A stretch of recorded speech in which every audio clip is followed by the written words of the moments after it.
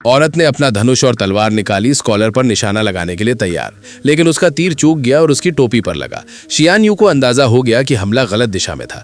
जैसे ही उसने अपना दूसरा तीर चलाया, पता चला कि स्कॉलर जो लकड़ी का बक्सा ले जा रहा था उसमें एक छुपा हुआ मैकेनिज्म था जो आने वाले तीर को मोड़ देता था। सबको हैरान देखकर स्कॉलर ने खुद को सोंग किंगाओ बताया, जो किमिन दुंजिया भविष्य बताने और स्ट्रैटेजी का एक तरीका था का फाउंडर था। 3 ग्रैंड मास्टर्स में से एक। पता चला कि मार्शल आर्ट्स की दुनिया में एक कहावत थी, southern sword god northern mat sabre, और ये टॉप फिगर एक के बाद एक दिखाई दिए, सब राजकुमारी का सिर लेने के लिए।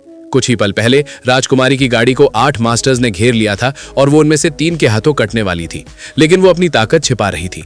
भिखारी ने एक ही तलवार के वार से सभी मास्टर्स को मार डाला। जब भिखारी उतरा तब राजकुमारी को डर के मारे एहसास हुआ कि जो कोचमैन उसे ले जा रहा था वो कोई और नहीं बल्कि मशहूर मोक वांगदाओ था, वो गुरु जिसने अकेले ही 4 बड़े शैतानी ग्रुप के लीडर्स को मार डाला था। लेकिन जैसे ही सबने उसकी भयानक ताकत देखी, एक निडर जज सन यू आया और उसे घेर लिया। सन यू हेवनली रैंकिंग में टॉप 8 मास्टर में से एक था। फिर भी वो आदमी बिल्कुल बेफिक्र रहा, अपनी वाइन पीता रहा। फिर उसने राजकुमारी को लौकी फेंकी और उससे मदद करने के लिए कहा, कहते हुए कि सिर्फ 3 घूंट बचे हैं और वो कुछ छोटी सब्जियां काटते समय वाइन गिराना नहीं चाहता था।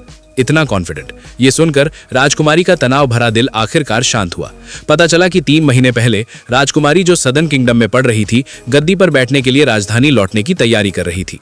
हालांकि क्योंकि 9वें राजकुमार का इरादा बगावत करने का था, इसलिए अपनी सुरक्षा के लिए राजकुमारी ने अपनी सुरक्षा के लिए 4 बड़ी एस्कॉर्ट एजेंसियों को हायर किया। बदकिस्मती से जेन्युआन एस्कॉर्ट एजेंसी के हेड को डाकुओं ने मार डाला। पुराने दोस्त के तौर पर उस आदमी ने राजकुमारी को जेन्युआन एस्कॉर्ट एजेंसी ले जाने का फैसला किया और वादा किया कि वो उसकी सुरक्षित वापसी पक्की करेगा। शुरू में किसी ने उसकी शक्ल सूरत की इज्जत नहीं की, लेकिन उसकी अगली बात ने राजकुमारी का ध्यान खींचा। मैं ग्रेट जिया से 12 दिनों में आया। जिस सफर में 2 महीने लगने चाहिए थे, वो आदमी सिर्फ 12 दिनों में पहुंच गया। टॉप टियर एक्सपर्ट्स को भी कम से कम 1 महीना लग जाता।